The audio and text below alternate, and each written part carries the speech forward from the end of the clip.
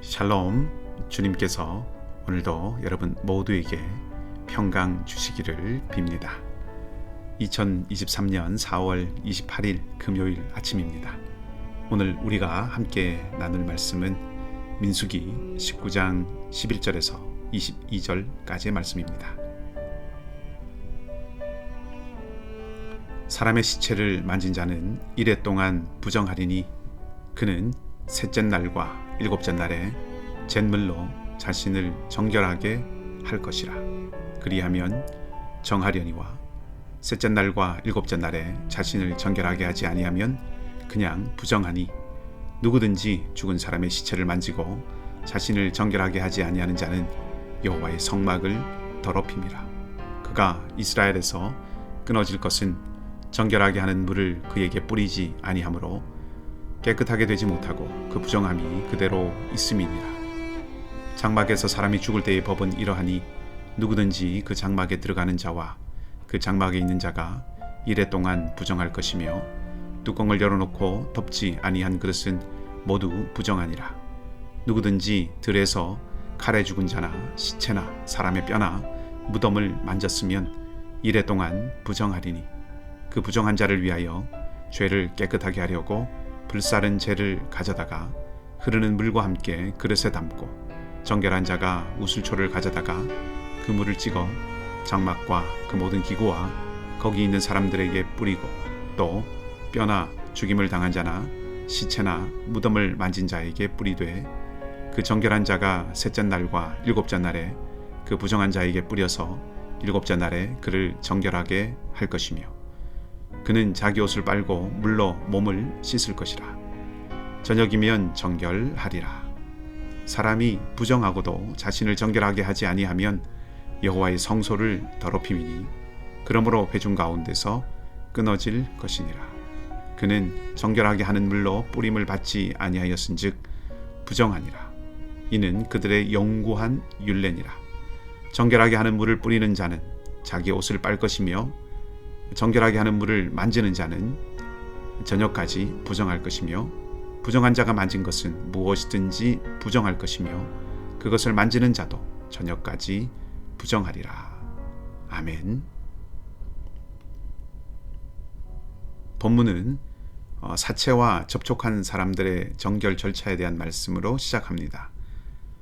사람이 살면서 시체를 만지거나 시신을 가까이 해야 하는 일과 무관하게 살 수 있는 사람은 아마 거의 없을 것입니다. 어쩌면 없다고 해도 과언은 아닙니다. 사람이 혼자 살지 않는 이상 가족과의 관계 안에서 살게 될 것이고, 그렇다면 일생에 죽음을 한두 번은 꼭 만나게 되어 있습니다. 가족이 세상을 떠나든지, 친지가 세상을 떠나든지, 혹은 친구나 지인이 세상을 떠나든지 하는 일은 반드시 일어나기 때문이죠. 이렇게 부정함을 피할 수 없는 것이 인생인데, 그런 인생에 어떻게 하면 부정하고 어떤 일은 또 부정하고 이렇게 세세하게 일러주는 것은 어떤 의미에서는 이것이 무슨 의미가 있을까 하는 생각을 해볼 수도 있겠습니다만은, 이 말씀들이 사실 강조하고 있는 것은 어떻게 하면 부정하고 어떤 일이 부정한가 하는 이 부정을 알려주는 데 있는 것이 아니라, 강조하고 있는 것은 정결하게 하는 법이라고 할 수 있습니다.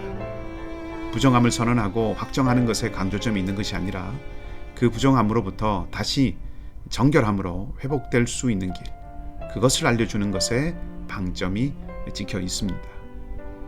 정결법이라는 말에도 담겨 있듯이 정결하게 되는 길을 알려주는 것이 그 목적이라는 것이죠. 모세 바인펠트라는 유명한 구약학자가 있습니다. 이 바인펠트는 율법은 기본적으로 생명을 토대로 한다고 그렇게 말했습니다. 조금 확대해서 생각해보면 하나님의 관심은 회복에 있다는 것입니다.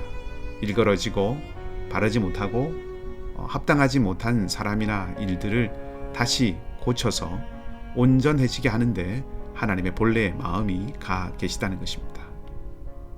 우리도 회복시키고 조금 더 낫게 고쳐주고, 또 나도 고쳐가는 그런 삶을 행해야 할 것입니다. 오늘 본문에서 눈에 띄는 한 가지가 있는데, 자신을 정결하게 하지 않는 일이 여호와의 성막을 더럽히는 일이라고 간주된다는 것입니다. 장소적으로는 성막은 사람들의 장막과 따로 떨어져 있습니다. 한 사람이 부정함을 입는다고 해서 성막이 더러워진다는 것이 언뜻 이해가 되지 않을 수 있습니다. 그런데 이렇게 생각해 볼 수 있습니다. 여호와의 성막은 하나님의 임재를 보여주는 장소이지요. 성막에 하나님께서 임재하셔서 모세와 말씀하시고 당신의 영광을 이스라엘 가운데 보여주십니다. 곧 성막을 더럽힌다 하는 것은 여호와의 임재를 더럽힌다는 그런 의미라고 할 수 있겠죠. 그러면 하나님은 어디에 임재하십니까? 물론 성막에 임재하십니다. 하지만 성막에 임재하신다는 것은 사실 의미적으로는 이스라엘 가운데 임재하신다는 것입니다. 성막은 모든 진의 한가운데 자리하고 있습니다. 물리적으로는 장막들과 거리가 떨어져 있지만 의미적으로는 이스라엘 한가운데 하나님이 계신다 하는 뜻이죠. 그래서 시편의 기자들도 하나님을 노래할 때 이스라엘 중에 계시는 이라고 하는 이런 표현을 많이 사용합니다. 곧 성막이라는 특정한 장소에 하나님의 임재를 보여주는 구름과 영광이 드러나지만 실상 그것은 전체 이스라엘 회중 가운데 하나님께서 함께 하시고 임재하고 계신 것이고, 그 말은 곧 이스라엘 사람 전체 가운데 사람들 사이에 하나님이 함께 하신다는 의미가 됩니다. 따라서 한 사람의 부정은 그의 주변을 부정하게 하는 것과 동시에 그와 함께 하시는 하나님께도 영향을 미친다는 것이죠. 자, 조금 확대해서 생각을 해보십시다. 우리의 모든 일이 하나님께 영향을 미친다, 그렇게 생각해 볼 수 있습니다. 죄는 하나님과 우리 사이를 멀어지게 하고, 하나님을 순종하는 것은 우리와 하나님 사이를 더욱 가깝고 밀접하게 합니다. 우리가 살아가는 삶의 모든 것들이 하나님 앞에서라고들 그렇게 말을 많이 하는데, 내 행동, 내 말, 내 생각, 그 하나하나가 하나님께 직접적으로 영향을 미쳐 하나님과 나의 관계가 설정된다고 생각하면 단지 하나님 보시기에 내가 선하고 하나님 보시기에 내가 받으실 만한 삶을 사는가 하는 질문, 곧 하나님이 판단자가 되시고 나는 그 앞에 서 있는 마치 피고와 같은 그런 인상이, 그런 그림이 아니라 서로가 서로에게 참으로 인격적인 관계를 맺고 있다는 것을 새삼 생각해 보게 됩니다. 결국 하나님은 이스라엘 백성들과의 이런 언약 관계를 통하여 이스라엘을 회복시키시고 정결케 하시고 하나님께 계속해서 가까이 나아올 수 있도록 하나님께 오는 길을 지속적으로 열어주시는 분이시고, 그 마음이 가장 극명하게 드러난 사건으로 예수 그리스도의 사건을 우리에게 주시는 사랑의 하나님이심을 우리가 다시 한번 알게 됩니다. 뿐만 아니라 하나님과 그 백성이라는 관계로 언약을 맺은 것이 왕과 신하 혹은 주인과 종이 아니라 남편과 아내와의 그런 관계와 같이 인격적인 교제의 관계라는 것을 생각할 수 있고, 하나님이 이스라엘과, 아니 오늘 우리를 얼마나 소중하게 여기시는가를 다시 한번 생각하게 됩니다.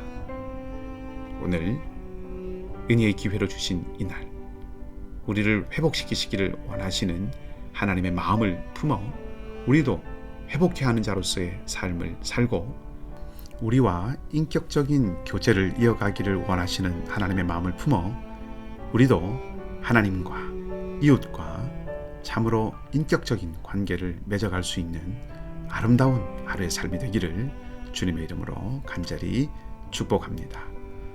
함께 기도하겠습니다. 아버지 하나님, 우리의 삶의 늘 주인이 되시고 교사가 되시고 등불이 되어 주셔서 감사합니다. 오늘도 우리의 이기적인 판단에 마음을 빼앗길 수밖에 없는 연약한 심령임을 주님 앞에 고백하지 않을 수 없습니다. 주님의 변함없고 흔들리지 않는 신실한 성품에 기대어 하늘의 지혜를 이 시간 주님 앞에 구합니다.